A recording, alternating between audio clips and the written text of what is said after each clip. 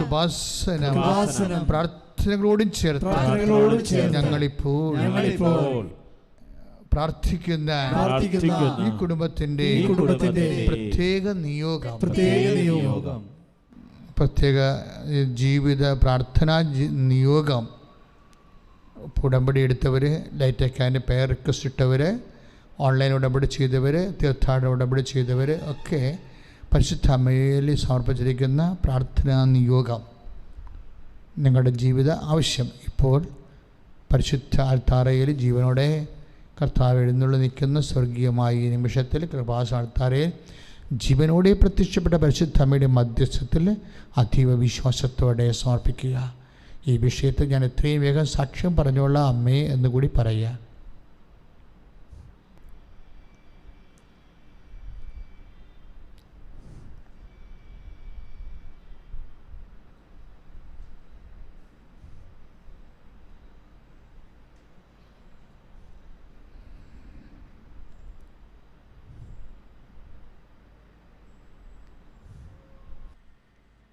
അമ്മയുടെ പ്രത്യക്ഷീകരണത്തിന്റെ ഈ അനുഗ്രഹവേളയിൽ ഞങ്ങൾക്ക് സാധിച്ചു തരുവാൻ കനിയണമേ. ശ്രുതികട ഹല്ലേലൂയ.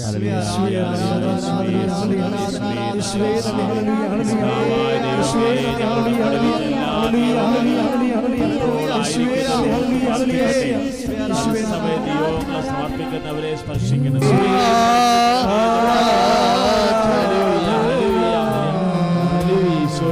രോഗികളെ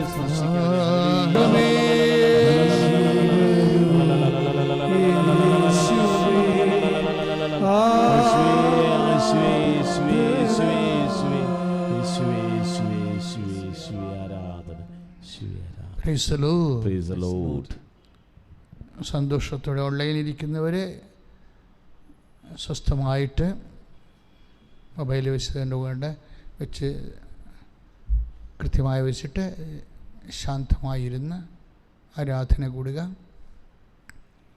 ദയവായി ആരാധന കൂടുമ്പോൾ നിങ്ങൾ കൃപാസനത്തിലായിരിക്കുന്നു, അമ്മയുടെ മുമ്പിലായിരിക്കുന്നു എന്ന് ഓർമ്മ വേണം. അതുകൊണ്ടാണ് അമ്മയുടെ ചിത്രമിടക്ക് ഞങ്ങൾ കാണിക്കുന്നത്.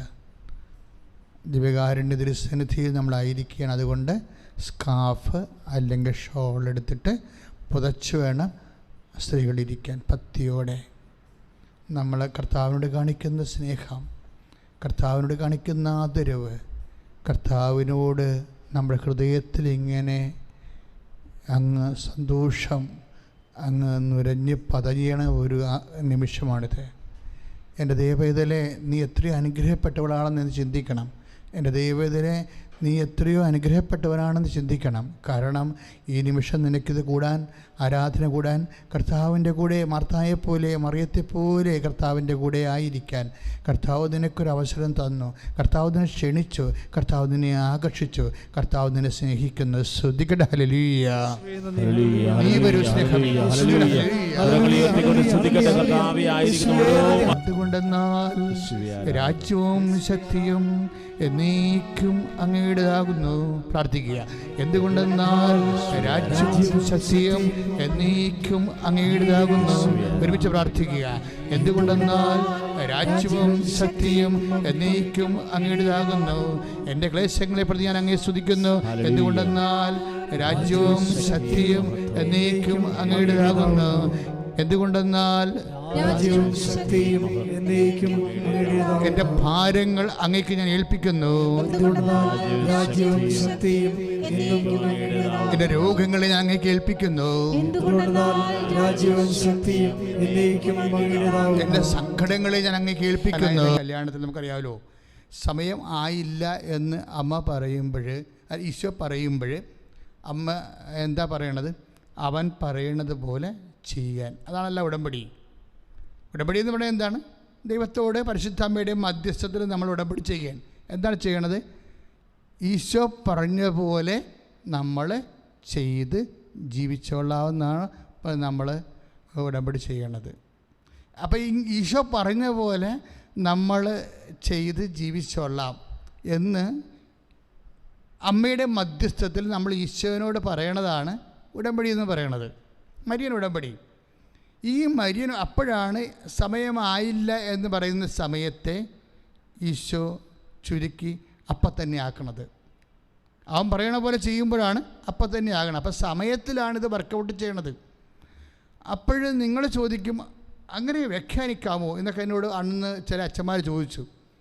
കാര്യം പരിശുദ്ധാത്മാവ് അവൻ പറയണ പോലെ ചെയ്യുക എന്ന് പറഞ്ഞാൽ സമയമായില്ല എന്ന് പറയണ ഈശോയും അവൻ പറയുന്ന പോലെ ചെയ്യുക എന്ന് പറയുന്ന അമ്മയുടെ ഒരു നിർദ്ധാരണ മാർഗവും വെളിപാടും തമ്മിൽ ഒരു ഗ്യാപ്പുണ്ട്. നമുക്കറിയാം ഒരു ഗ്യാപ്പുണ്ട്. ആ ഗ്യാപ്പ് എന്ന് പറയുന്നത് എന്താണ്? ഈശോയും അമ്മയും തമ്മിലുള്ള കമ്മ്യൂണിക്കേഷൻ്റെ ഗ്യാപ്പാണ്. ആ ഗ്യാപ്പ് എന്തിനാണ്? ഈശോയും പരിശുദ്ധാത്മാവും പരമപിതാവും തമ്മിലുള്ള ആത്മീയമായ കമ്മ്യൂണിക്കേഷൻ്റെ ഗ്യാപ്പാണ്. അതിനുള്ളിൽ അമ്മയ്ക്ക് നൽകുന്ന ഏറ്റവും വലിയ ഒരു പരിഹാര മാർഗമാണ് എന്താണ്? ആകാത്ത സമയമാക്കിയെടുക്കാൻ ദൈവവചനം പാലിച്ച് ജീവിച്ചാൽ മതിയെന്നും. Very simple. ആകാത്ത സമയമാക്കിയെടുക്കാൻ സമയത്തിലാണല്ലോ വിഷയം മുഴുവൻ ഇരിക്കണത്. അപ്പോൾ ആകാത്ത സമയം എടുക്കാൻ അവൻ പറഞ്ഞതുപോലെ ചെയ്ത് ജീവിച്ചാൽ മതിയെന്നാണ്. ഉടമ്പടി അങ്ങോട്ടാണ് നമ്മളെ ക്ഷണിക്കണത്. കാര്യം ഉടമ്പടി ഓരോ ഭാഗങ്ങളും, ഇപ്പോൾ കാരുണ്യ പ്രവൃത്തിയായാലും പ്രേക്ഷിത പ്രവർത്തനമായാലും അനുതാപമായാലും അതുപോലെ തന്നെ പുണ്യജീവിതമായാലും വചനവായനയായാലും വചനപ്രഘോഷണമായാലും സുവിശേഷ പ്രഘോഷണമായാലും എല്ലാം അവൻ പറഞ്ഞതുപോലെയാണ്. ഞാൻ രോഗിയായിരുന്നു, നിങ്ങൾ എന്നെ സന്ദർശിച്ചു. ഞാൻ കാരാഗൃഹവാസിയായിരുന്നു, നിങ്ങൾക്ക് അഭയം നൽകി. എനിക്ക് വിശന്നു, നിങ്ങൾ എനിക്ക് ഭക്ഷണം നൽകി. നിങ്ങൾ ലോകം മുഴുവനും പോയി സർവ്വസൃഷ്ടികളോടും സുവിശേഷം പ്രസംഗിക്കുക. ഇതെല്ലാം അവൻ പറഞ്ഞതാണ്. അവൻ പറഞ്ഞ കാര്യങ്ങൾ ചില ആൾക്കാർ വളരെ സ്ലോ ആയിട്ട് ചെയ്യും, ചില ആൾക്കാർ സ്പീഡായിട്ട് ചെയ്യും. സമയം നമ്മൾ ഉടമ്പടി എന്ന് പറയുമ്പോൾ നമ്മൾ ഉടമ്പടി ചെയ്യുന്ന രീതികൾക്കും ഉടമ്പടി എടുക്കുന്ന മാത്രമല്ല ഉടമ്പടി നടപ്പിൽ വരുത്തുന്ന രീതികളുണ്ട്. അതും പ്രധാനപ്പെട്ടതാണ്. ഉടമ്പടി നടപ്പിൽ വരുത്തുന്നത് ആരാണ്? ഉടമ്പടി പെട്ടെന്ന് നടപ്പിൽ വരുത്തുന്നത് നല്ല ഉണർവുള്ളവരാണ്. ഉടമ്പടി പെട്ടെന്ന് നടപ്പിൽ വരുത്തണത് അതും ഒരു സ്പീഡാണ് ശരിക്കും പറഞ്ഞാൽ. കാര്യം ഒരു ഉറക്കമില്ല, ഉണർച്ചയോടെ ഇരുന്നു കൊണ്ട് തന്നെ ജാഗ്രതയാണ് ഭയങ്കര അവർക്ക്. കാര്യം ചില ആൾക്കാർ ഒരു വിഷയം കഴിഞ്ഞ ദിവസങ്ങളിൽ ഒരു കൗൺസിലിംഗ് ചെയ്തപ്പോഴേ നേരത്തെ ഉടമ്പടി എടുത്ത ആളാണ്. കൗൺസിലിങ്ങിന് വന്നപ്പോഴും ഞാൻ പറഞ്ഞു, ഈ കാര്യമൊക്കെ ഇപ്പോൾ ഓക്കെ ആണല്ല, എല്ലാം ഗ്രീൻ ചാനലിലൂടെ മൂവ് ചെയ്തുകൊണ്ടിരിക്കുകയാണ്, നിങ്ങളത് അതുപോലെ ചെയ്യാൻ പറഞ്ഞു. വേറെ ഒരു ഫംഗ്ഷൻ അവിടെ വന്നായിരുന്നു. ഇപ്പോൾ അദ്ദേഹം എന്നോട് ചോദിച്ചു എങ്ങനെ ഉണ്ടാകുന്ന ചോദിച്ചപ്പോൾ, അച്ഛാ ആ ഒരാൾ നമ്മളെ സഹായിക്കാമെന്ന് പറഞ്ഞ ആൾ ഇപ്പോൾ ലൈനിൽ നിന്ന് പോയെന്ന് പറഞ്ഞു. അപ്പോൾ ഞാനവിടെ ചോദിച്ച് നിങ്ങൾ ഉടമ്പടി ഉഴപ്പിയോ എന്ന് ചോദിച്ചു. അപ്പോൾ അയാൾ ഒരു ചിരിച്ചുമില്ല, അതേസമയം തന്നെ സോറി പറഞ്ഞുമില്ല, ഒരു പ്രത്യേക മുഖം കാണിച്ച്. അപ്പോൾ എനിക്ക് മനസ്സിലായി പുള്ളി ഉടമ്പടി. ചില ആൾക്കാർക്ക് അങ്ങനെ ഒരു പ്രശ്നം ഉണ്ടായാലും നടന്ന് കഴിയുമ്പോൾ ഉടമ്പടിയിൽ ദൈവം ഇടപെടാൻ തുടങ്ങിയെന്ന് കഴിയുമ്പോൾ ബുദ്ധി ഉടനെ പ്രവർത്തിക്കും. എന്താ പറഞ്ഞു, ഇത് ഉടമ്പടി ഇല്ലെങ്കിൽ നടക്കുമായിരുന്നു എന്ന് പറയും. അതോടുകൂടി അവൻ്റെ കാര്യം പോകും. അവനെ കാലെ പിടിച്ച് ദൈവം നിലത്തിട്ടടിക്കും. എന്താ വെച്ചാൽ അവൻ കള്ളനാണ് ശരിക്കും പറഞ്ഞാൽ. എന്താ കാര്യത്തിനാൽ അവൻ വിചാരിച്ചിരുന്നത് ഇത് അത് എപ്പോഴും നമ്മൾ ദൈവതിരുസ്ഥനത്തിൽ കളിക്കുമ്പോൾ സൂക്ഷിച്ച് കളിച്ചാലേ പണി കിട്ടും. എന്താ കാര്യം എന്ന് വെച്ച് കഴിഞ്ഞാൽ നമ്മളെപ്പോഴും ശ്രദ്ധിക്കേണ്ട കാര്യം, ഇപ്പോൾ ഉടമ്പടി ഇല്ലാതെ ഇപ്പോൾ ചില ആൾക്കാരുടെ കാര്യം ഞാൻ ഇത്രയും രൂക്ഷമായി സംസാരിക്കാൻ കാര്യം അറിയാവുക, കള്ളത്തരം നിങ്ങൾ കാണിക്കരുത്. അതിപ്പോൾ ഉടമ്പടി ഇപ്പോൾ കാര്യങ്ങൾ കണ്ടു കഴിയുമ്പോൾ ഉടനെ പറയും, ഇത് ഉടമ്പടി ഇല്ലായിരുന്നെങ്കിൽ നടക്കുമായിരുന്നു എന്ന് പറയും. അങ്ങനെ ചിന്തിക്കുന്നവരാണ് കാലപ്പിടി നിലത്തടിക്കാൻ പറഞ്ഞാൽ. എന്താ കാര്യം, അവൻ കർത്താവിൻ്റെ ദൃശ്യതയെ ദൈവത്തെ വഞ്ചിച്ചു. കാര്യം കാണാൻ വേണ്ടി തൽക്കാലത്തേക്ക് ഒരു അഡ്ജസ്റ്റ്മെൻറ്റ്. അപ്പോൾ നിങ്ങൾ ഉടമ്പടിയായിട്ട് തുടരുത്. കാര്യം ഇത് ഉടമ്പടിയാണ്. ഇത് ദൈവം ഉടമ്പടി എന്നുള്ള പദ്ധതി, ദൈവത്തിന് പല ഉടമ്പടികളുണ്ട്. എബ്രഹാത്തിനോട് ഉടമ്പടി ചെയ്തു, മോസസുമായിട്ട് നമ്മൾ ദൈവം ഉടമ്പടി ചെയ്തു. അതുപോലെ തന്നെ മോസസിലൂടെ ജനങ്ങളോട് ദൈവം ഉടമ്പടി ചെയ്തു. യേശുവിൻ്റെ കാലത്ത് ദിവ്യകുർബാന എന്ന നിത്യജീവൻ്റെ ഉടമ്പടി ചെയ്തു. ഇങ്ങനെ ദൈവവും മനുഷ്യനും തമ്മിലുള്ള ബന്ധങ്ങൾ എപ്പോഴും ഉടമ്പടിയിലാണ്. അപ്പോൾ ഉടമ്പടി എന്നുള്ളൊരു പ്രോജക്റ്റാണ്, പൊതുവായിട്ടുള്ള പ്രോജക്റ്റാണ്. ഈശോ ആ ഉടമ്പടി എടുത്തിട്ട് എന്ത് ചെയ്തു, നിത്യജീവൻ്റെ കൂദാശയാക്കി മാറ്റി. അപ്പം അതാണ് സമ്പൂർണ്ണമായ ഉടമ്പടി എന്ന് പറയണത്. മറ്റതെല്ലാം ഭൗതികമായ കാര്യങ്ങൾക്ക് വേണ്ടിയുള്ള ഉടമ്പടിയും വാഗ്ദാന നാട് പ്രാപിക്കാനുള്ള ഉടമ്പടിയും ഭൗതികമാണ്. ഈശോയുടേതാണ് സമ്പൂർണ്ണമായ ഉടമ്പടി.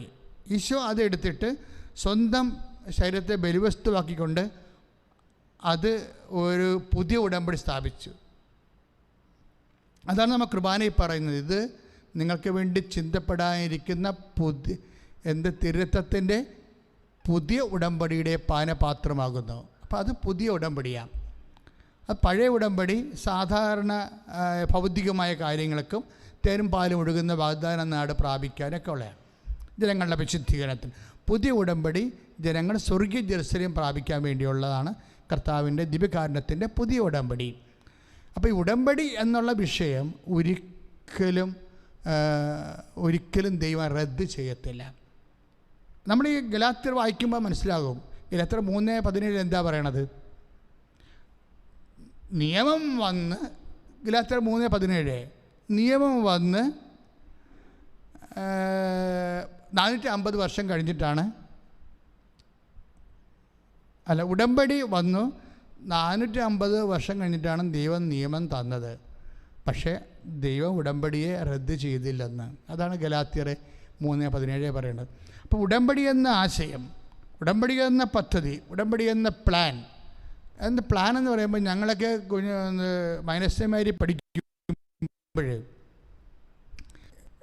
അവിടുന്ന് മേജർ സെമിനാരിലോട്ട് പോകുന്നെങ്കിൽ അവിടുത്തെ ഫിലോസഫി കോളേജിൻ്റെ എൻട്രൻസ് ഉണ്ട്. അപ്പോൾ എൻട്രൻസിന് അവിടുന്ന് അയച്ചു തന്ന പുസ്തകം, എൻട്രൻസ് ജസ്റ്റ് പുസ്തകം നോക്കിയിട്ട് പ്രൊഫസർ 1-2 ക്ലാസ് എടുക്കും. അപ്പം ആലുവ സെമിനാരി ഞങ്ങൾക്ക് അയച്ചു തന്ന പുസ്തകം ഞാൻ ഇന്ന് ഓർക്കുന്നുണ്ട്, പ്ലാൻ ഓഫ് സാൽവേഷൻ എന്നാണ്. Plan of salvation, salvation history, രക്ഷാകര ചരിത്രം ഒരു പ്ലാനാണ്, ഒരു പ്ലാനും പദ്ധതിയുമാണ്. അപ്പോൾ എപ്പോഴും ഉടമ്പടി ഒരു പ്ലാനാണ്. ശരിക്കും ഉടമ്പടി എന്ന പൊതു കാര്യം, അതിൻ്റെ പൊതുവായിട്ടുള്ള ഘടനകൾ പരിശോധിക്കുമ്പോൾ അത് പ്ലാനാണ്. ഇപ്പം മരിയൻ ഉടമ്പടിയാണ് നമ്മൾ ചെയ്യുന്നത്, അതൊരു പ്ലാനാണ്. എന്താ അതിൻ്റെ പരിപാടി? അവൻ പറയണത് പോലെ, അമ്മ യോഹന്നാൻ 2:5 പറഞ്ഞിരിക്കുന്ന പോലെ അവൻ പറയണ പോലെ ചെയ്യുക. അപ്പോൾ പരിശുദ്ധാത്മാവ് അമ്മ 2004 ഡിസംബർ 7 പ്രത്യക്ഷപ്പെട്ടതിൻ്റെ ഭാഗമായിട്ടാണ് നമുക്ക് പ്രത്യക്ഷീകരണ പ്രാർത്ഥന തന്നത്. ആ പ്രത്യക്ഷീകരണ പ്രാർത്ഥനയിൽ പരിശുദ്ധാത്മാവ് പറഞ്ഞത്, അമ്മ ആഗ്രഹിക്കുന്നൊരു കൃപാവര പദ്ധതി കൃപാസനത്തിൽ ഞങ്ങളുടെ കുടുംബങ്ങളിലും നിറവേറാൻ ഇടയാക്കണമെന്ന് ജനങ്ങൾ, 10,000-കണക്കിന് ജനങ്ങൾ 6 മാസമേ പ്രാർത്ഥിച്ചുള്ളൂ. അപ്പോൾ അമ്മ ആ പ്രാർത്ഥനയിൽ പറഞ്ഞ പോലെ തന്നെ അമ്മ ആഗ്രഹിക്കുന്ന ഒരു കൃപാപര പദ്ധതിയായിട്ടാണ് ഉടമ്പടി നമുക്ക് വെളിപ്പെടുത്തി കിട്ടുന്നത്. ഉടമ്പടിയിൽ എന്താണ്?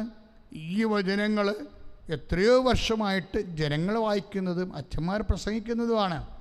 പക്ഷേ എന്നോട് പറഞ്ഞ ഇതാണ്, അവൻ പറഞ്ഞതെന്ന് പറഞ്ഞു കഴിഞ്ഞാൽ കാനായിലെ സംഭവം ഒരൊറ്റപ്പെട്ട സംഭവമല്ല. It's A universal formula. അവൻ പറഞ്ഞ കാര്യങ്ങൾ ദൈവവചനം സമ്പൂർണ്ണ ബൈബിളിൽ വെളിപ്പെടുത്തിയിട്ടുള്ള കർത്താവിൻ്റെ വചനങ്ങൾ, അതെന്തെല്ലാം കാര്യങ്ങളുണ്ടോ അതുപോലെ ഓരോ വചനവും എടുത്ത് നിറവേറ്റുന്ന അനുസരിച്ച് കൊണ്ട് ദൈവം നിന്നിലേക്ക്, നിൻ്റെ ജീവിതത്തിലും കുടുംബത്തിലും പ്രവർത്തിക്കുന്ന സ്പീഡ് കൂടുമെന്ന്. അതാണ് എന്നോട് പറഞ്ഞത്. അവൻ പറഞ്ഞത് ഉൽപ്പത്തി പുസ്തകം തൊട്ട് വെളിപാട് പുസ്തകം വരെ വചനങ്ങൾ, ജീവൻ്റെ വചനങ്ങൾ, അത് നീ വിശ്വാസത്തോടെ, പ്രത്യാശയോടെ, സ്നേഹത്തോടെ നീ അതെടുത്ത് നടപ്പിൽ വരുത്തി കഴിയുമ്പോൾ ദൈവം നിൻ്റെ ജീവിതത്തിലെ, നിൻ്റെ കുടുംബത്തിലെ ഇടപെടുന്ന സമയം ചുരുക്കം, സ്പീഡാകും, അതിവേഗമാകുമെന്നാണ്. അതിവേഗം. ഒന്ന് ശ്രദ്ധിക്കണം മക്കളെ. യേശു സ്വസ്ഥം. ഹല്ലേലൂയ.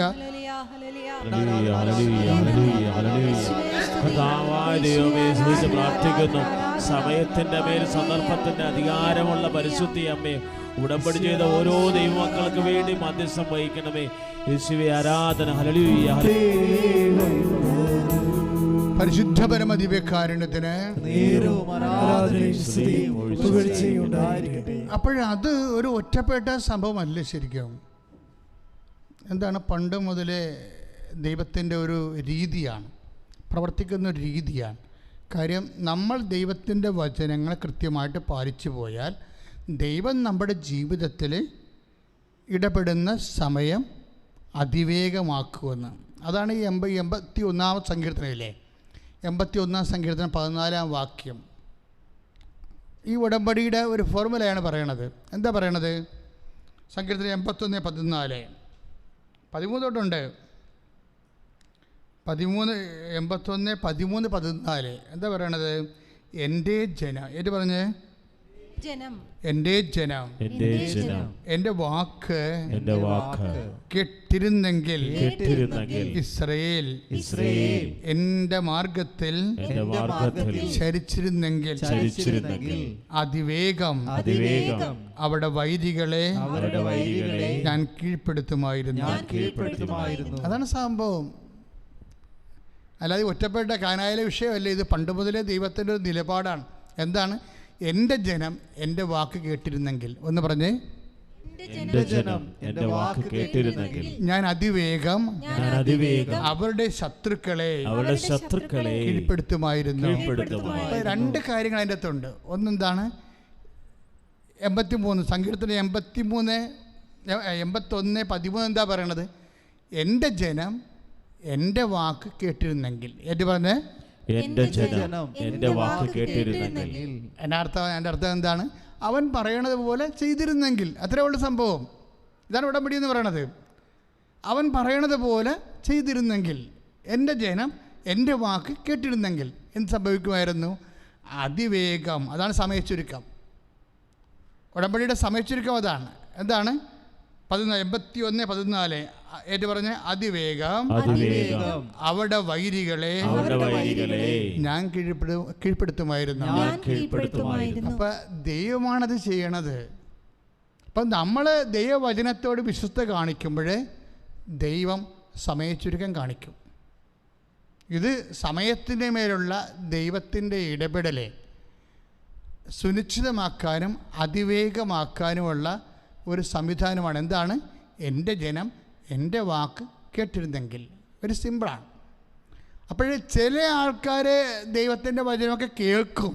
പിന്നെ ആദ്യ ഘട്ടമൊക്കെ കേൾക്കും, രണ്ടാം ഘട്ടത്തിൽ പബ്ബടിക്കും. അതാണ് പ്രശ്നം. ആൾക്കാർക്ക് വരുന്നൊരു കുഴപ്പം ഇതാണെന്ന് വെച്ചാൽ ആദ്യ ഘട്ടം ഭയങ്കര ഉശിരോടുകൂടി കേൾക്കും. രണ്ടാം ഘട്ടം വരുമ്പോൾ അവർ തളരും. അവർ തളരുമെന്ന് പറയുമ്പോൾ എന്ത് സംഭവിച്ചാൽ അവർ ഉറങ്ങുമെന്ന് ഞാൻ പറയത്തുള്ളൂ. എന്താണ് ഉറക്കം?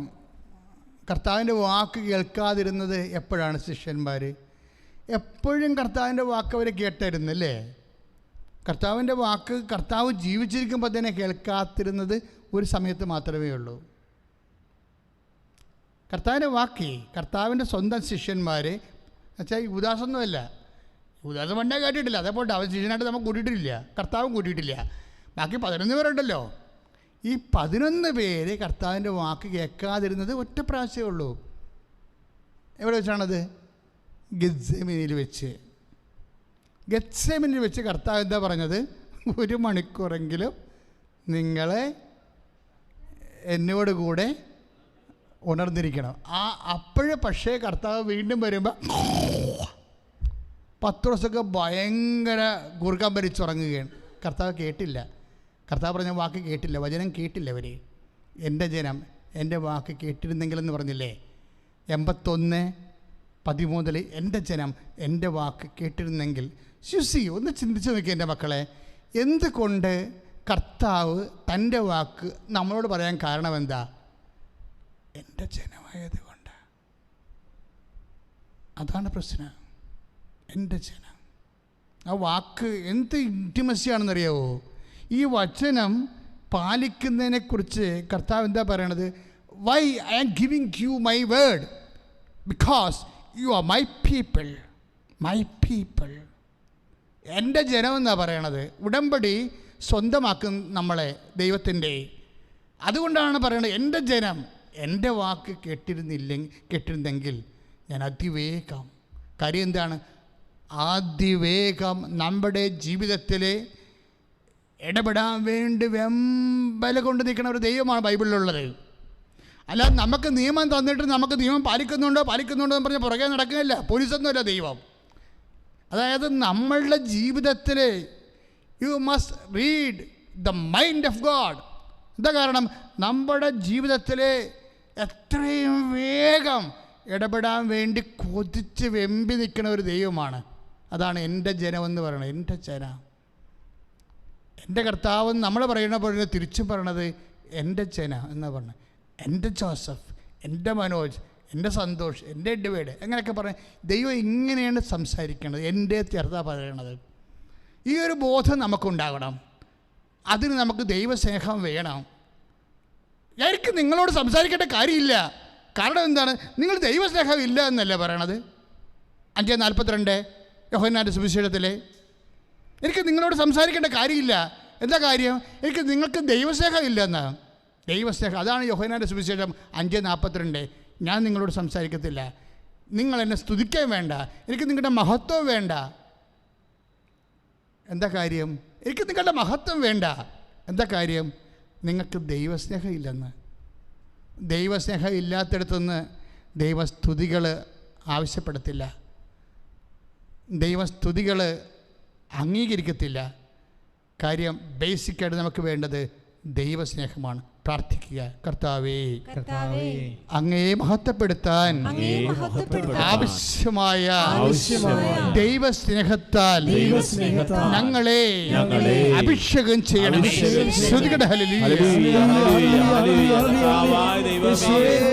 ദൈവസ്നേഹമെന്ന പുണ്യത്താൽ ഞങ്ങളെ ശക്തിപ്പെടുത്തണമേ. അഭിഷേകം ചെയ്യണം. പരിശുദ്ധ പരമദിവ്യകാരുണ്യത്തിന്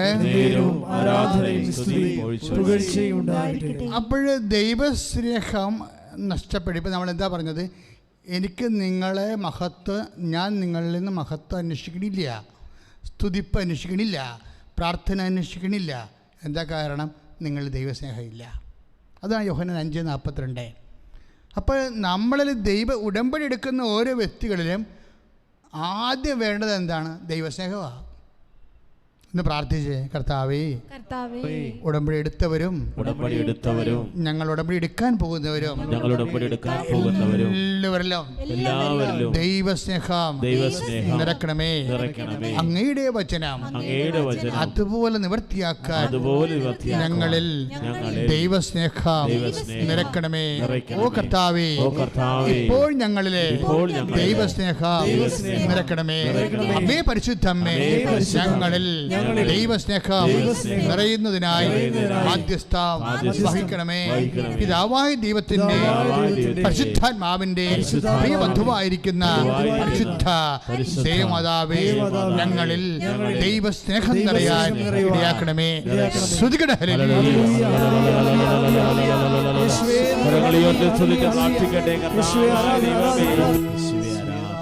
പരിശുദ്ധ പരമദിവ്യകാരുണ്യത്തിന് എപ്പോഴാണ് ദൈവസ്നേഹം നിറയണത്? എപ്പോഴാണ് ദൈവസ്നേഹം കുറയണത്? എപ്പോഴാണ് ഉടമ്പടി എടുത്തിട്ട് വീണ്ടും നമ്മൾ തളരുന്നത്? അത് എവിടെയെങ്കിലും അകപ്പെടുമ്പോഴാണ്. എവിടെയെങ്കിലും നമ്മൾ അകപ്പെട്ട് കാണും. നീ നിൻ്റെ കുടുംബ പ്രാർത്ഥന നടക്കണില്ലെന്ന് വിചാരിച്ചോ, നിൻ്റെ വ്യക്തി ജീവിതത്തിലും പ്രാർത്ഥന നടക്കണില്ല, നിൻ്റെ സ്നേഹപ്രവർത്തികളാ, കാരുണ്യപ്രവർത്തികളാ, പ്രേക്ഷിത പ്രവർത്തികളാ, ഒന്നും നടക്കണില്ല. എൻ്റെ അർത്ഥം നീ എവിടെയോ അകപ്പെട്ടിട്ടുണ്ട്. അതാ കർത്താവ് ചോദിച്ച ഒറ്റ ചോദ്യമേ ഉള്ളൂ, why are you sleeping? Why are you sleeping? കർത്താവ് ശിഷ്യന്മാരോട് ചോദിച്ച ഒരു ചോദ്യമാണ്, വൈ ആർ യു സ്ലീപ്പിംഗ്? നീ എന്തുകൊണ്ട് നിങ്ങൾ ഉറങ്ങുന്നു? ഒരു ഉറങ്ങുന്ന വിശ്വാസി പ്രാർത്ഥനയില്ല, കുമ്പസാരമില്ല, കുർബാനയില്ല, പലതരത്തിലും ആധ്യാത്മികമായി ഉറങ്ങുന്ന വിശ്വാസി. എന്താണ് അവന് പറ്റിയിരിക്കുന്നത്? എന്താണ് അവൾക്ക് പറ്റിയിരിക്കുന്നത്? അവൾ അല്ലെങ്കിൽ അവൻ എവിടെയോ അകപ്പെട്ടിരിക്കുന്നു. കർത്താവ് പറഞ്ഞതല്ലേ, ഞാൻ പറഞ്ഞല്ലോ. നീ എവിടെയോ, ദൈവപൈതലെ നീ എവിടെയോ അകപ്പെട്ടിട്ടുണ്ട്. പത്രോസോട് പറഞ്ഞു, പത്രോസേ അകപ്പെട്ടു. പ്രലോഭനങ്ങളിൽ അകപ്പെടാതിരിക്കാൻ ആ വാക്കാണ് കർത്താവ് ഉപയോഗിക്കുന്നത്. അപ്പം എവിടെയെങ്കിലും അകപ്പെട്ടിട്ടുണ്ടെങ്കിൽ മാത്രമേ 14, 15, 38 നമ്മൾ വായിക്കുന്നതാണ്. പ്രലോഭനങ്ങളിൽ അകപ്പെടാതിരിക്കുവാൻ. എവിടെയോ അകപ്പെട്ട മനുഷ്യന് മാത്രമേ ഉറങ്ങാൻ പറ്റത്തുള്ളൂ. പത്രോസ് ഉറങ്ങിയതിൻ്റെ കാരണങ്ങൾ കർത്താവ് മനസ്സിലാക്കി. ഒരു പ്രലോഭനമാണ്, ഏതോ ഒരു പ്രലോഭനം. കർത്താവ് ചോര വിയർക്കുന്നു, കാര്യങ്ങൾ കൈവിട്ടു പോകുന്നു, തങ്ങൾക്ക് ആരുണ്ട്, ഇനി തിരിച്ച് വെളിലോട്ട് പോകേണ്ടി വരുമോ? ഇങ്ങനെ ദൈവത്തെക്കാളുപരി സ്വന്തം വിശ്വാസങ്ങളെ, സ്വന്തം ജീവിതത്തെക്കുറിച്ച് വല്ലാണ്ട് ചിന്തിച്ചകപ്പെട്ടു പോയി. നിൻ്റെ ജീവിതത്തെക്കുറിച്ച് നീ വല്ലാണ്ട് ചിന്തിച്ചകപ്പെട്ടാൽ ഉറങ്ങാനുള്ള സാധ്യതയുണ്ട്. നിൻ്റെ ജീവിതത്തെക്കുറിച്ച്, നിൻ്റെ കുടുംബത്തെക്കുറിച്ച്, നിൻ്റെ ജോലിയെക്കുറിച്ച്, വിദ്യാഭ്യാസത്തെക്കുറിച്ച് നിനക്ക് ചിന്തിക്കാം. പക്ഷെ അകപ്പെടുന്ന രീതി ചിന്തിക്കേണ്ട കാര്യമില്ല. കാര്യം എന്താണ്? നിൻ്റെ കർത്താവ് ചോര വിയർക്കുമ്പോഴും ഉണർന്ന് തന്നെ നിന്റെ കൂടെ ഉണ്ട്. ദൈവവേദലേ സ്തുതികട ഹല്ലേലൂയ ഹല്ലേലൂയ ഹല്ലേലൂയ ഹല്ലേലൂയ. യേശുവേ ആരാധന. ചോര വിയർക്കുമ്പോഴും സാന്നിധ്യം നിറയ്ക്കണമേ. ചോര വിയർക്കുമ്പോഴും ഏത് പ്രതിസന്ധികളിലും ചോര വിയർക്കുമ്പോഴും ഉണർന്ന് തന്നെ അവരുടെ കൂടെയുണ്ട്. ആരാധന ആരാധന ആരാധന. നമ്മൾ ഉറങ്ങുമ്പോൾ മാത്രമല്ല, അല്ലെങ്കിൽ എന്തെങ്കിലും കാര്യങ്ങളിൽ ദൈവത്തെക്കാൾ വലിയ പ്രാധാന്യം കൊടുത്തുകൊണ്ട് അകപ്പെട്ടു പോകുമ്പോൾ മാത്രമല്ല നമ്മൾക്ക് ദൈവികമായ ഇടപെടൽ താമസിക്കുന്നത്. ഇപ്പോൾ ദൈവികമായ ഇടപെടൽ താമസിക്കാനുള്ള കാരണം എന്താ? നമ്മൾ അകപ്പെട്ടു പോയത് കൊണ്ടാണ്. എവിടെയോ എന്തോ ചിന്തയിലും എന്തോ പ്രലോഭനങ്ങളിലും എന്തോ അരുതാത്ത കെട്ടുപാടുകളിലൊക്കെ അകപ്പെട്ടു പോയി. ഇനി ചാരി നിന്നാലും പണി കിട്ടും നമുക്ക്. ബൈബിൾ പറയുന്ന രണ്ടാമത്തെ സംഭവമാണ് ചാരി നിപ്പ്. ആരെങ്കിലും ചാരി നിന്നാലും നമുക്ക് പണി കിട്ടാൻ സാധ്യതയുണ്ട്. എന്താ അങ്ങനെ പറയുന്ന കാര്യത്തിൽ ദൈവവചനം കേൾക്കാതിരിക്കുന്നതിൻ്റെ ഒരു കാരണം, കാര്യം ഇപ്പോൾ ഉടമ്പടിയുടെ ഒരു പ്രാധാന്യം എന്താണ്? ഉടമ്പടിയുടെ കണ്ടന്റ് എന്താണ്? അവൻ പറയണത് പോലെ ചെയ്യുക. അപ്പം ഞാൻ എൻ്റെ വാക്ക് കേട്ടിരുന്നെങ്കിലെന്ന് പറയുന്നതും സങ്കീർത്തനം 81:14 അവൻ പറയുന്നത് പോലെ ചെയ്യുക എന്ന് പറയുന്ന യോഹന്നാൻ 2:5 വൺ ആൻഡ് സെയിം തിങ്. കർത്താവിൻ്റെ വചനം കേൾക്കുക. കർത്താവിൻ്റെ വചനം കേൾക്കാത്ത ശിഷ്യന്മാരുടെ ജീവിതത്തിൽ ഒരേ ഒരു അനുഭവം ഉണ്ടായിട്ടുള്ളൂ. അത് ഗെത്സമനാണ്. അതിൻ്റെ കാരണം എന്താണ്? അവരകപ്പെട്ടു പോയത് കൊണ്ടാണ്. എന്തോ പ്രലോഭനങ്ങളിൽ അവർ അകപ്പെട്ടു പോയി. കർത്താവിനേക്കാളുടെ സാന്നിധ്യത്തെക്കാൾ ഉപരി വേറെ ചില കാര്യങ്ങൾ ചിന്തിച്ചിട്ട് അവർ അകപ്പെട്ടു പോയി. അതുകൊണ്ടാണ് മർക്കോസിൻ്റെ 14:37-38 പറയണത് അകപ്പെടാതിരിക്കണം. ഇനി അകപ്പെടാതിരിക്കുമ്പോഴാണ് അകപ്പെട്ടിരിക്കുമ്പോഴാണ് സാധാരണ കർത്താവിൻ്റെ വചനം കേൾക്കാതിരിക്കണത്. നിങ്ങൾ ചിന്തിക്കണം, എന്തിലാണ് നിങ്ങൾ ഉടമ്പടി എടുത്ത ആൾക്കാർ എന്തിലാണ് അകപ്പെട്ടിരിക്കണം ചിന്തിക്കണം. ഏത് വ്യക്തിയിലാണ് അകപ്പെട്ടിരിക്കുന്നത്, ഏത് വിഷയത്തിലാണ് അകപ്പെട്ടിരിക്കുന്നത് എന്ന് ചിന്തിക്കണം. അപ്പോഴേ അങ്ങനെ ചിന്തിച്ച് വരുമ്പോൾ രണ്ടാമത്തെ സംഭവം എന്താണ്? ദൈവവചനം കേൾക്കാതിരിക്കാനുള്ള, അതനുസരിച്ച് ജീവിക്കാതിരിക്കാനുള്ള രണ്ടാമത്തെ കാര്യം എന്താ? ചാരി നിപ്പാണ്. ചാരി നിന്നാലും പണി കിട്ടാൻ സാധ്യതയുണ്ട്. അപ്പോൾ നിങ്ങൾ ചോദിക്കും, ചാരി നിപ്പ? എനിക്ക് ചാരി നിപ്പ എവിടെ നിന്ന് കിട്ടിയെന്നറിയാവോ? ഞാനിതുപോലെ കർത്താവിൻ്റെ വചനം ഇങ്ങനെ ഇടയ്ക്കിടയ്ക്ക് വായിച്ചുകൊണ്ടിരിക്കുമോ? എപ്പോഴും വായിക്കുമോ? എല്ലാ ദിവസവും വായിക്കും. എൻ്റെ മേശയിൽ എൻ്റെ വർക്ക് ചെയ്യാൻ വേണ്ടി ഞാൻ മേശയിൽ നിന്ന് എഴുന്നേറ്റ്, എൻ്റെ വർക്കിംഗ് ടേബിളിൽ നിന്ന് എഴുന്നേറ്റ് പുറത്ത് പോയിച്ചും ഒന്ന് കറങ്ങി നമ്മുടെ കൃപാസനത്തിൻ്റെ ഓഫീസൊക്കെ നോക്കിയിട്ട് തിരിച്ചു വന്നിരുന്നാലും ഭജനം എടുത്ത് വായിച്ചിട്ടാണ് ഞാൻ എൻ്റെ അടുത്ത വർക്ക് തുടങ്ങണത്. ഭജനം എടുത്ത് വായിച്ചിട്ടാണ് അടുത്ത വർക്ക് തുടങ്ങണത്. അപ്പോൾ ഇത് വചനം ഇങ്ങനെ നിരന്തരം കർത്താവിനെ അന്വേഷിക്കേണ്ട കാരണം കർത്താവ് എനിക്ക് ചില നോട്ടുകൾ തരും. കാര്യം വായിക്കുന്നതിൻ്റെ അന്തരാർത്ഥങ്ങൾ അപ്പോൾ എനിക്ക് മനസ്സിലായി, ചാരി നിന്നാലും ഉടമ്പടി ലംഘിക്കാൻ സാധ്യതയുണ്ട്. കർത്താവിൻ്റെ വചനം കേൾക്കാതിരിക്കാൻ സാധ്യതയുണ്ട്. ദൈവം അതിവേഗം നമ്മുടെ ജീവിതത്തിൽ പ്രവർത്തിക്കാതിരിക്കാനും സാധ്യതയുണ്ട്. നമ്മുടെ ജീവിതത്തിൽ ദൈവ അനുഭവങ്ങൾ താമസിക്കാൻ കാരണം ഒന്നെന്താണ്? അകപ്പെട്ടിരിക്കുന്നത് അപ്പോസ്തലന്മാരെ പോലെ. രണ്ടാമത്തെ എന്താണ്? ചാരിനിപ്പ്. എന്താ ചാരിനിപ്പെന്ന് പറയണത്? ചാരിനിപ്പെന്ന് പറയണതേ, പണ്ട് ഇസ്രായേൽക്കാർക്ക് ഒരു പ്രശ്നമുണ്ടായി. ഭയങ്കരമായ ഗംഭീര ക്ഷാമം വന്നു. ഇസ്രായേൽക്കാർക്ക് ഗംഭീരമായ ക്ഷാമം വന്നു, ഭയങ്കര ക്ഷാമം. കാര്യം 8 ഷെക്കലിന് ഒരു കഴുതത്തല കിട്ടുന്ന കാലം. ഇപ്പം കൊല്ലത്തൊക്കെ ചെല്ലുമ്പം വലിയ മീൻ തല കിട്ടും. അവിടെ എഴുതി വെച്ചിട്ടുണ്ട് മീൻ തല ഉള്ള ചില ഹോട്ടലുണ്ട്, വലിയ മീനിൻ്റെ തല ബോട്ടുകാരൊക്കെ കൊണ്ടുവരണത് പോലെ ഭയങ്കര വിലയാണ് അതിന്. ഇതുപോലെ ഇസ്രയേലിൽ കഴുതത്തല തിന്നുവരുന്ന ആൾക്കാർ. പക്ഷെ അതിന് അധികം വിലയൊന്നുമില്ല, അരശക്കൽ പോലും ഇല്ല. പക്ഷേ ക്ഷാമം വന്നപ്പോൾ കഴുതത്തലയുടെ വില കൂടി, അതിന് 8 ഷെക്കലായി. അപ്പോൾ നോക്കിയേ, അത്രയും പട്ടിണിയായി. അമ്മമാരും സ്വന്തം മക്കളെ തിന്നണ കാലമാണ്. അതിൻ്റെ കാരണം എന്ന് വെച്ച് കഴിഞ്ഞാൽ സമറിയക്കാർ, സിറിയക്കാർ വന്ന് ഇസ്രയേലിൻ്റെ കവാടം ഉപരോധിച്ചു. അവർക്ക് പാടശേഖരത്തിൽ പോകാനോ വെള്ളം എടുക്കാനോ പോലും പറ്റാത്ത അവസ്ഥയിൽ ഇസ്രയേൽ നഗരം സമറിയൻ പട്ടാളം സിറിയൻ പട്ടാളം ഉപരോധിച്ചു. അങ്ങനെ വന്നതോടുകൂടി അവർക്ക് പട്ടിണിയായി. പട്ടിണിയായപ്പോൾ ജനങ്ങളൊക്കെ, രാജാവ് വരെ ചാക്കുടിക്കണ ഒരു കാലം. അപ്പോഴാണ് എലീശ പ്രവാചകൻ വന്നിട്ട് പറയും, വിഷമിക്കണ്ട, കർത്താവ് അരുളി ചെയ്യുന്നു. എന്നാ പറയണേ? കർത്താവ് എന്നോട് പറഞ്ഞെന്ന്. ദൈവവചനമാണ്. കർത്താവ് അരുളി ചെയ്യുന്നു, അല്ലാതെ എലീശ അല്ല അരുളി ചെയ്യണത്. കർത്താവ് അരുളി ചെയ്യുന്നു. എന്താണ്? നാളെ ഈ സമയമാകുമ്പോൾ നിങ്ങൾ സമറിയായുടെ കവാടത്തിങ്കൽ എന്ത് സംഭവിക്കും? ഒരു അളവ് ഗോതമ്പിന് 2 ഷെക്കലും, 2 അളവ് ബാർലിക്ക് 1 ഷെക്കലിനും, അതായത് നിസ്സാരമായിട്ടാണ് ഈ പറയണത്.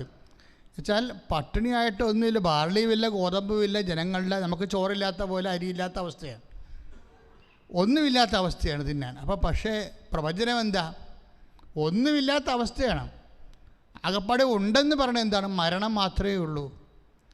ഒരു ജനതയുടെ ജീവിതത്തിൽ മരണം മാത്രമേ ഉള്ളൂ എന്ന് തോന്നുന്ന സമയത്ത് കർത്താവ് അരുളി ചെയ്യുന്ന വചനങ്ങളുണ്ട്. എന്താണ്?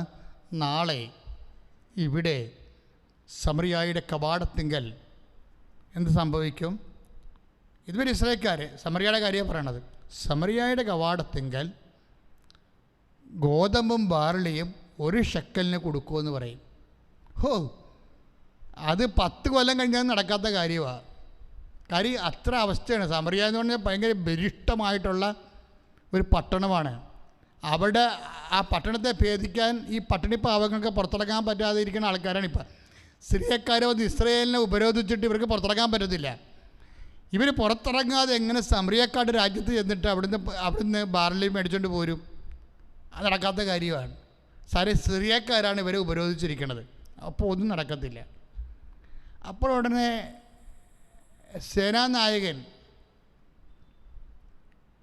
എന്താ സംഭവിച്ചിരിക്കുന്നത്? സേനാനായകൻ ചോദിക്കും, കർത്താവ്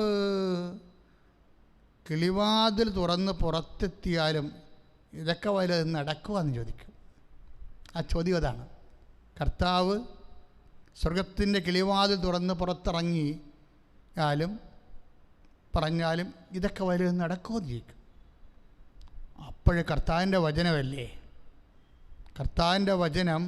ഈ സേനാനായകൻ ഈ തല നിൽക്കുമ്പോൾ എന്തുകൊണ്ടാണ് വാലാടിയതെന്നറിയാവോ? ആ സമയത്ത് ഇസ്രായേൽ രാജാവിനെക്കുറിച്ച് പറയണത്, അയാൾ ഈ സേനാനായകൻ്റെ ചുമലിൽ ചാരി നിൽക്കുകയായിരുന്നെന്ന്. രാജാവേ ഈ പൊട്ടൻ്റെ അടുത്ത് ചാരി നിൽക്കുകയാണ്.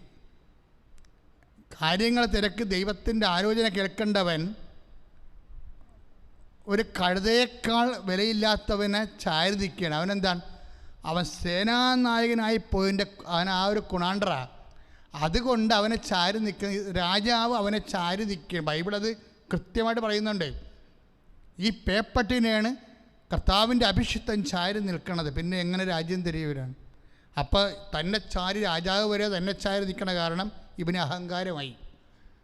ഇവൻ ഉടനെ പറഞ്ഞ്, കർത്താവിൻ്റെ സ്വർഗം തുറന്ന് കിളിവാതിൽ പുറത്തിറങ്ങിയാലും ഇതുവരെ നടക്കണ കാര്യമാണെന്ന് ചോദിച്ചു. ദാറ്റ് മീൻസ് അതിനെ തിരുത്താൻ രാജാവ് മുതിർന്നില്ല. കാര്യം എന്താണ്? അയാൾ ഇതുപോലെ പട്ടിണി കൊണ്ടും പ്രയാസം കൊണ്ടും അകപ്പെട്ട് നിൽക്കിയിരുന്നു. അകപ്പെട്ട് നിൽക്കുന്നവനാണ് ചാരി നിൽക്കുന്നത്. പക്ഷേ കർത്താവിൻ്റെ വചനം ഉടനെ എലീശ പറഞ്ഞു. 2 രാജാക്കന്മാർ 7:1-2, 2 രാജാക്കന്മാർ 7-ാം അധ്യായം 1-2 വചനങ്ങളാണ്. എലീശ പറഞ്ഞു, കർത്താവിന്റെ വചനം ശ്രവിക്കുവിൻ, കർത്താവിന്റെ വചനം ശ്രവിക്കുവിൻ, അവിടുന്ന് അരുളി ചെയ്യുന്നു, നാളെ ഈ നേരത്ത് സമരിയായുടെ കവാടത്തിൽ ഒരളവ് നേരിയ മാവ് ഒരു ഷെക്കലിനും 2 അളവ് ബാർലി ഒരു ഷെക്കലിനും വിൽക്കപ്പെടും. രാജാവ് പടനായകന്റെ തോളിൽ ചാരി നിൽക്കുകയായിരുന്നു. പടനായകൻ ദൈവപുരുഷനോട് പറഞ്ഞു,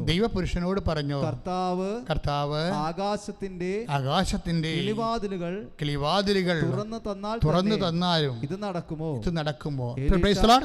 ഹല്ലേലൂയ. ഇതാണ് സേനാനായകന്റെ അവിശ്വാസം. അപ്പോൾ എലീശ പറയണത് എന്താണെന്നറിയാമോ? ഇത് നടക്കും, പക്ഷെ ഒരു കാര്യമുണ്ട്, ഇത് നടക്കുന്നത് നീ കാണും, പക്ഷെ അതിനൊന്നും ഒരു പിടി പോലും നീ തിന്നത്തില്ലെന്ന് പറയും. ഈ ദൈവവചനം അവിശ്വസിച്ച് കഴിഞ്ഞാലുള്ള പ്രശ്നം അതാണ്. നമുക്ക് നേരെ ചൊവ്വേ പോകാൻ പറ്റത്തില്ല. പിന്നെ കാര്യം എന്താണ്?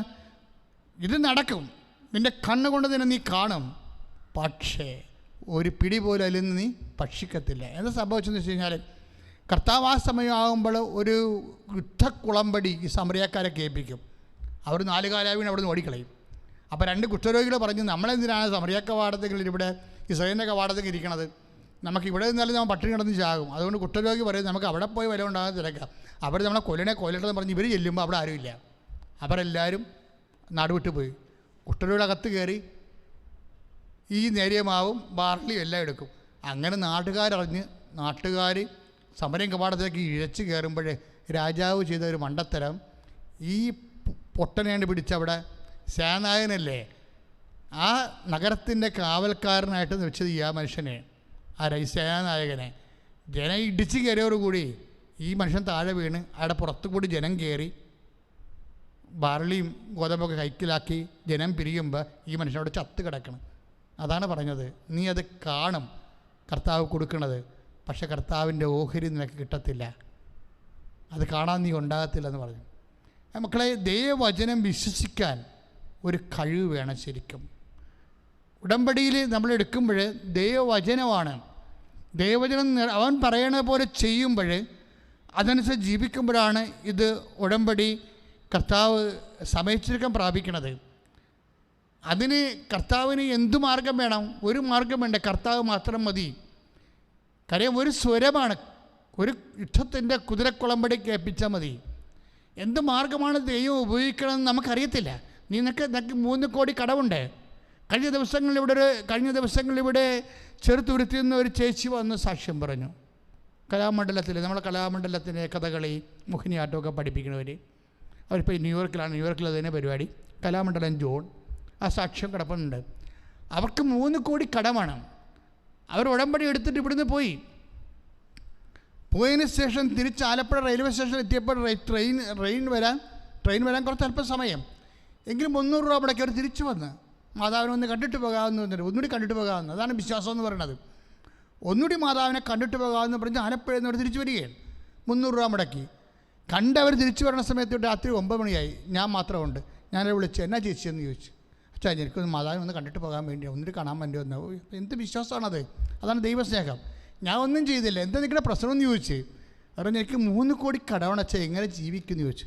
ഞാൻ പറഞ്ഞു നമുക്ക് കുഴപ്പമില്ലെന്ന് പറഞ്ഞു. ഞാൻ അവരത്തിനെ അങ്ങനെ പിടിച്ച് കൊണ്ടുവന്ന് അൾത്താറെ വെച്ചിട്ട് അൾത്താറിൽ നിന്ന് കർത്താവിൻ്റെ കുരിശുരൂപത്തിൻ്റെ അവിടെ തല കുത്തി വെച്ച് അങ്ങോട്ടേക്ക്. ഞാൻ പറഞ്ഞു ഇനി നിങ്ങൾ പോയിക്കൊള്ളാൻ പറഞ്ഞു. കാര്യം എന്താ, ഞാനും തളർന്ന് നിൽക്കേണ്ട ഒരു വാക്ക് പറയാൻ രാവിലെയുള്ള ശുശ്രൂഷയാണ്, തളർന്ന് നിൽക്കുകയാണ്. പക്ഷേ ഇപ്പം ന്യൂയോർക്കിൽ നിന്ന് അവർ സാക്ഷ്യം പറയാൻ വേണ്ടി വന്നിരിക്കുന്നത് എന്താ വെച്ചാൽ, അതായത് പെട്ടെന്ന് അവിടെ സ്ഥലമൊക്കെ കുറേയാണ് വിറ്റ് മാറിയത്. സെക്കൻഡുകൾക്കുള്ളിൽ അത്രയും ക്ലിയർ കടങ്ങളെല്ലാം പരിഹരിച്ചു. ഏറെക്കുറെ 90% കടങ്ങൾ പരിഹരിച്ചു. സന്തോഷത്തോടെ ഇവിടെ തിരിച്ചു വരും. നിൻ്റെ ജീവിതം മറിയാൻ വേണ്ടി 1 സെക്കൻഡ് മതി കർത്താവിന്. പക്ഷേ ഇതുപോലെ നീ വിശ്വസിക്കണം, ഇതുപോലെ നീ സ്നേഹിക്കണം, ഇതുപോലെ നീ പ്രത്യാശിക്കണം. അതിൻ്റെ കൃപയ്ക്ക് വേണ്ടി സ്തുതിക്കട്ടെ, ദൈവത്തിൻ്റെ ശത്രുക്കളുടെ സ്തുതിക്കട്ടെ.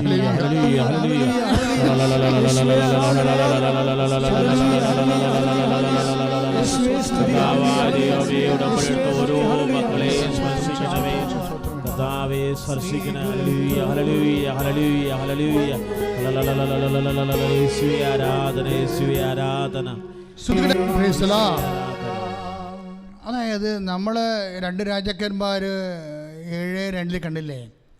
അപ്രതീക്ഷിതമായി ദൈവം ഇടപെടും. കാര്യം നമ്മുടെ പ്രതീക്ഷകൾക്ക് അപ്പുറത്ത് നമുക്ക് എല്ലാ കാര്യങ്ങൾക്കും ഒരു പ്രതീക്ഷ ഉണ്ടല്ലോ. ഇന്നതുപോലെ നടന്നു കഴിഞ്ഞാൽ ഇന്ന കാര്യങ്ങൾ ഇന്ന സമയത്ത് നടക്കും എന്നൊക്കെ നമുക്ക് ധാരണയില്ലേ? പക്ഷേ അങ്ങനെ നമ്മൾ ചിന്തിക്കുമ്പോൾ അയ്യോ ഇതെങ്ങനെ നടക്കാനാണ്? ഇപ്പം ചാരി നിൽക്കുന്ന ആൾക്കാർക്ക് എന്താ പ്രശ്നം? ചാരി നിൽക്കുന്നവർ ചോദിക്കും, ആരെങ്കിലും നിങ്ങൾ ചാരി നിൽക്കണമെങ്കിലേ ബുദ്ധിയില്ലാത്തവന്മാർ ചാരി നിൽക്കത്തില്ലേ? പള്ളി പോകാത്തവന്മാരും പല്ല് ചേക്കാത്തവന്മാരൊക്കെ നിങ്ങൾ ചാരി നിൽക്കത്തില്ലേ?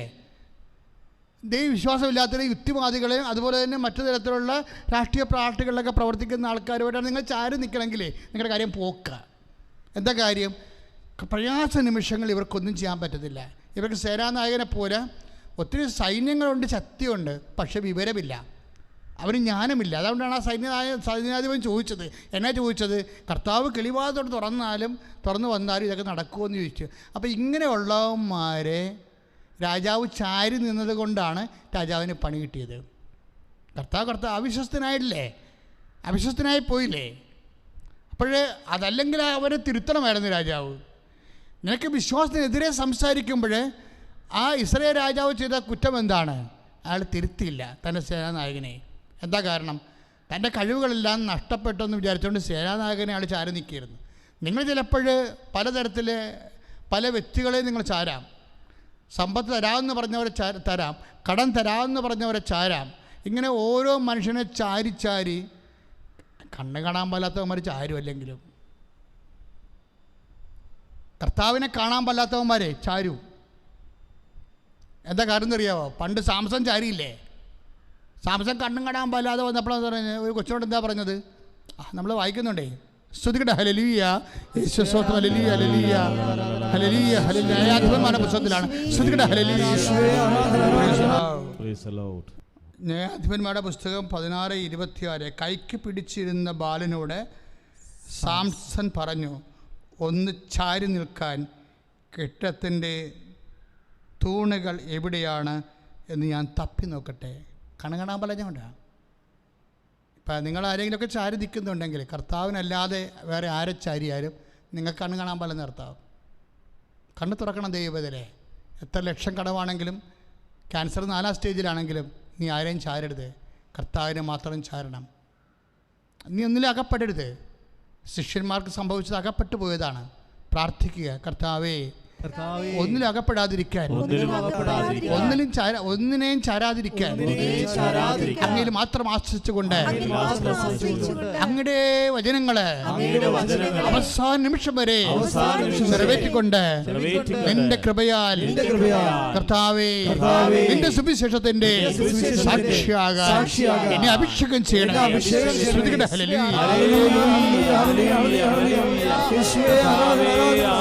അവസാനമായി ജ്ഞാനം 11:6-7. രക്തരൂക്ഷിതമായി കലങ്ങി മറിഞ്ഞൊഴുകുന്ന നദിക്ക് പകരം അവിടുന്ന് അവർക്ക് അപ്രതീക്ഷിതമായ രീതിയിൽ സമൃദ്ധമായ ജലം നൽകി. Praise the Lord. ഇതാ കർത്താവിൻ്റെ രീതി. സമറിയായിലെ ഒരു പദ്ധതി ഒരു പക്ഷേ നമ്മുടെ മുമ്പിലില്ല. ഇതെങ്ങനെ സുഖപ്പെടാനാണ്? ഡോക്ടർ പറഞ്ഞല്ലോ അറിയിക്കേണ്ടവരെയൊക്കെ അറിയിക്കാൻ. എത്രയോ ചേച്ചിമാരാണ് ഇവിടെ സാക്ഷ്യം പറഞ്ഞത്. ഡോക്ടർ ഞങ്ങളോട് പറഞ്ഞതാണ് അറിയിക്കേണ്ടവരെയൊക്കെ അറിയിക്കാൻ. ഇപ്പം ഞാൻ തിരിച്ചു പറഞ്ഞ് കൃപാസനത്തിൻ്റെ ഉടമ്പടിയുടെ കാശുരൂപം കൊണ്ടുപോയി ICUയിൽ വെച്ച് എൻ്റെ ഭർത്താവിന് നെഞ്ചത്ത് വെച്ചിട്ട് ഞാൻ തിരിച്ചു വന്ന് നേഴ്സിനോട് പറഞ്ഞു അറിയിക്കേണ്ടവരൊക്കെ അറിയിച്ചിട്ടുണ്ട് സിസ്റ്റർ എന്ന് പറഞ്ഞു. ആരാണ് നമുക്കറിയിക്കാൻ? നമുക്ക് നമ്മുടെ കർത്താവ് മാത്രം. അവർ ജീവനോടെ എഴുന്നേറ്റ് വീട്ടിലോട്ട് പോരുമ്പോഴുണ്ടാകുന്ന ഒരു വിശ്വാസമുണ്ട്. ദൈവത്തെ കൂടുതൽ അറിയാൻ, കൂടുതൽ അനുഭവിക്കാൻ, ദൈവം നിൻ്റെ കയ്യിൽ പിടിച്ചിരിക്കുകയാണെന്നുള്ള ബോധ്യം ഉണ്ടാകാൻ വേണ്ടി മാത്രമാണ് നിൻ്റെ ക്ലേശങ്ങൾ. നീ ആരെയും ചാരി നിൽക്കാതെ, ഒന്നിനും അകപ്പെടാതെ, ഉടമ്പടി വചനങ്ങൾ പോലെ അവൻ പറഞ്ഞ പോലെ നിറവേറ്റിക്കൊണ്ട് അവസാനം വരെ വിശ്വാസം പ്രഖ്യാപിച്ച് ജീവിക്കാൻ നിന്നെ കർത്താവ് അഭിഷേകം ചെയ്യട്ടെ. ശ്രുതികട്ടെ ഹല്ലേലൂയ.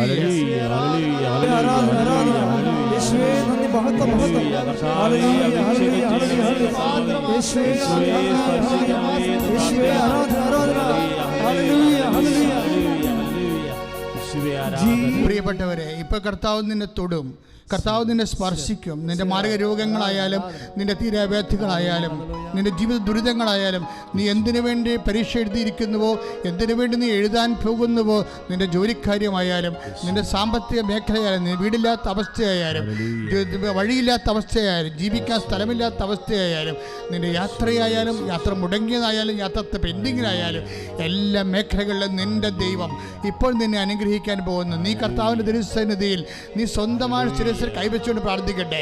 കർത്താവിൻ്റെ നാമത്തിൽ നിന്റെ ശിരസിൽ കൈവച്ചുകൊണ്ട് പ്രാർത്ഥിക്കട്ടെ. നിന്നെ വെച്ചിരിക്കുന്ന കൈകൾ കൊണ്ട് തന്നെ കർത്താവ് നിന്നെ അനുഗ്രഹിക്കും. അതിപ്പോൾ കർത്താവിൻ്റെ കൈകളാക്കി നീ മാറ്റും. മാറും.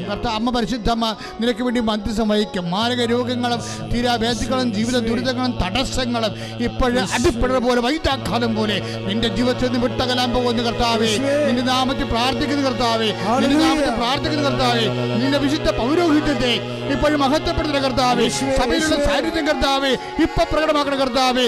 ഈശോ ഈശോ പൊന്നോ വെള്ളിയോ എന്റെ കയ്യിലില്ല, എനിക്കുള്ളത് ഞാൻ നിനക്ക് തരുന്നു. നസ്രായനായ യേശുവിന്റെ നാമത്തില് മാരക രോഗങ്ങള്, തീരാവേദികള്, ജീവിത ദുരിതങ്ങള്, ജീവിത തടസ്സങ്ങള് യേശുനാമത്തില് മാറിപ്പോകട്ടെ, സൗഖ്യമാകട്ടെ. ശുദ്ധ പരമദിവ്യകാരുണ്യത്തിന് ആരാധനയും സ്തുതിയും പുകഴ്ചയും ഉണ്ടായിരിക്കട്ടെ. ഇരമകളെ, കർത്താവ് നമ്മൾ നിറഞ്ഞു നിൽക്കുന്ന സമയമാണ്. അമ്മ സന്തോഷിച്ച് നിൽക്കുന്ന സമയമാണ്. കർത്താവ് തന്നെ തിരുമുൻപാട് വലത് കിടത്താൻ നിങ്ങളെ ആശ്രയിച്ചുകൊണ്ട് നമ്മുടെ പിതാക്കന്മാരെ പകൽ മേഘസ്തംഭവും രാത്രി തീത്തൂണുമായി നയിച്ച ദൈവത്തിൻ്റെ വെളിച്ചവും തണലും നിന്റെ അവകാശവും നിന്റെ ഓഹരിയുമായി ഓ തിരഞ്ഞെടുക്കപ്പെട്ട ജനമേ, കർത്താവ് നിന്നെ അനുഗ്രഹിക്കുന്നു. ഓ തിരഞ്ഞെടുക്കപ്പെട്ട ദൈവ പൈതലേ, നിന്റെ മനസ്സിനാണെങ്കിൽ, നിന്റെ ശരീരത്തിലാണെങ്കിൽ, നിന്റെ ജീവിതത്തിലാണെങ്കിൽ ഇപ്പോഴെന്ത് വേദനയായാലും ഈ നിമിഷം നിന്നെ സ്പർശിക്കുന്നു. കർത്താവേ, നിന്റെ നാമത്തെ മഹത്വപ്പെടുത്തുന്ന കർത്താവേ, കർത്താവേ നിന്റെ വിശുദ്ധ പൗരോഹിത്യം മഹത്വപ്പെടുത്തുന്ന കർത്താവേ, കർത്താവേ സഭയിലുള്ള സാന്നിധ്യം പ്രകടമാക്കണമേ. അമ്മേ പരിശുദ്ധമ്മ ദേവമാതാവേ, 35 വർഷം ഞാൻ അർപ്പിച്ച കൃപാനെ ഓർക്കണമെന്ന് പ്രാർത്ഥിക്കുന്നു. കൃപാസാൽത്തറയിൽ ജീവനോടെ പ്രത്യക്ഷപ്പെട്ട് പരിശുദ്ധമ്മയുടെ മധ്യസ്ഥത്തില് ജീവിത ദുരിതങ്ങള്, ജീവിത തടസ്സങ്ങള്, തകർന്നിരിക്കുന്ന മക്കള് യേശുവിന്റെ നാമത്തില്, മാരക രോഗങ്ങള് യേശുവിന്റെ നാമത്തില് സൗഖ്യമാകട്ടെ. യേശുവിന്റെ നാമത്തില് മാരക രോഗങ്ങള്, തീരാവേദികള്, ജീവിത ദുരിതങ്ങള്, ജീവിത തടസ്സങ്ങള് യേശുനാമത്തില് മാറിപ്പോകട്ടെ. പ്രിയമുള്ളവരെ, ഓരോ പ്രാർത്ഥന കഴിയുമ്പോഴും എന്തുകൊണ്ടെന്നാ രാജ്യവും ശക്തിയും മഹത്വവും എന്നേക്കും അങ്ങേതാകുന്നെന്ന് ഓർത്ത് ചെല്ലുക, ഏറ്റു ചെല്ലുക. കർത്താവേ, എല്ലാ ചിരങ്ങ് രോഗികളെയും ചുറക്, അതുപോലെ തന്നെ ശരീരത്തിലെ വിസർപ്പ രോഗികളെയും അങ്ങയുടെ തിരുസനെ സമർപ്പിക്കുന്നു, സൗഖ്യത്തിനായി സമർപ്പിക്കുന്നു. കർത്താവെ, മക്കളില്ലാത്തവരെയും, കർത്താവെ പലതരത്തിലുള്ള ക്യാൻസർ, ബ്രസ്റ്റ് ക്യാൻസർ ഉള്ളവരെയും, അസ്ഥിരോഗമുള്ളവരെയും, ത്വക്ക് രോഗമുള്ളവരെയും, ശ്വാസകോശങ്ങളിലും അതുപോലെ തന്നെ വാതരോഗമുള്ളവരെയും കർത്താവിന്റെ വിശുദ്ധമായ തിരുരത്ത തളിക്കുന്നതിനായി സമർപ്പിക്കുന്ന ഉന്നതമായ നാമസ്വതന്ത്ര കർത്താവെ, സ്രാവരോഗികളെ, പഴുപ്പ് വരുന്നവരെയും, മൂത്രം അറിയാതെ പോകുന്നവരെയും, രക്തസ്രാവക്കാര രോഗികളെയും, കർത്താവെ രക്തം വാർന്നു പോകുന്ന രോഗങ്ങളുള്ള എല്ലാ മക്കളെയും അങ്ങയുടെ തിരുസനെ സമർപ്പിക്കുന്ന പലതരത്തിലുള്ള ക്ലേശങ്ങൾ, ഭാഗവടമ്പടി നടക്കാത്തവർ, വീടില്ലാത്തവർ, വിവാഹം ഒത്തുവരാത്തവർ, മക്കളില്ലാത്തവർ, കർത്താവ് ആശുപത്രിയിൽ നിന്ന് പോരാനേ കഴിയാതെ ആശുപത്രിയിൽ കർത്താവ് സ്ഥിരതാമസമായി പോകുന്നവർ, കർത്താവ് അവരെ പൂർണ്ണമായി അങ്ങേറ്റെടുക്കണമെന്ന് പ്രാർത്ഥിച്ചുകൊണ്ട് അവരെ സമർപ്പിക്കുന്നു. മൗനമായി പ്രാർത്ഥിക്കുക. കണ്ണടച്ച് സമാപനാശീർവാദമാണ്. നിങ്ങളുടെ ജീവിതാവസ്ഥകൾ, ജീവിതാവശ്യങ്ങൾ പരിശുദ്ധ മാതാവിൻ്റെ മധ്യസ്ഥതയെ സമർപ്പിച്ചുകൊണ്ട് മൗനമായി പ്രാർത്ഥിക്കുക ദിവ്യകാരുണ്യത്തോടെ.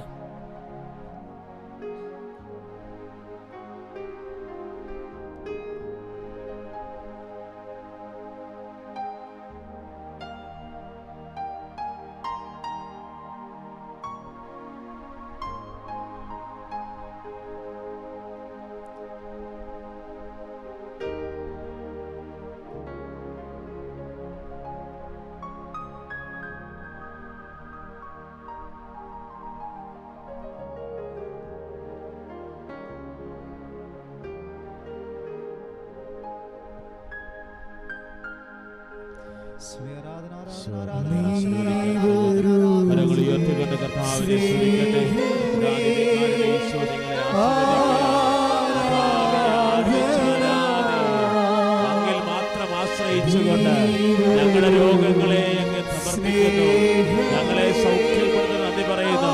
കർത്താവയുടെ കുടുംബങ്ങള് ഉടമ്പടി എടുത്തിട്ടുള്ളവരെ അവരുടെ കുടുംബങ്ങളെ ആശീർവദിക്കും നന്ദി പറയുന്നു. എല്ലാ രോഗങ്ങളെ സുഖപ്പെടുത്തുകയാണ്. എല്ലാ വേദനകളെയും എടുക്കുകയാണ്. കോവിഡ് രോഗികളെ സ്പർശിക്കുകയാണ്. ഉടമ്പടി എടുത്ത മക്കളെ സ്പർശിക്കുകയാണ്. സാക്ഷ്യം പറയുന്ന മക്കളെ സ്പർശിക്കുകയാണ്. അമ്മയുടെ പ്രത്യക്ഷങ്ങൾ സമയത്തെടുക്കുന്നതിലൂടെ പ്രവർത്തിക്കണമേ. എല്ലാ ശുശ്രൂഷകളെയും ആശീർവദിക്കണമേ. എല്ലാ പ്രോജക്റ്റുകളെയും ഈശോ ആശീർവദിക്കുകയാണ്. തിരുസഭയെ ആശീർവദിക്കുകയാണ്. തിരുസഭയെ ആശീർവദിക്കുകയാണ്. കർത്താവിന്റെ കൃപയല്ല അടക്ക ദേവാലയങ്ങളെ ഈശോ ആശീർവദിക്കുകയാണ്. എല്ലാ കുടുംബങ്ങളെ ആശീർവദിക്കുന്നു.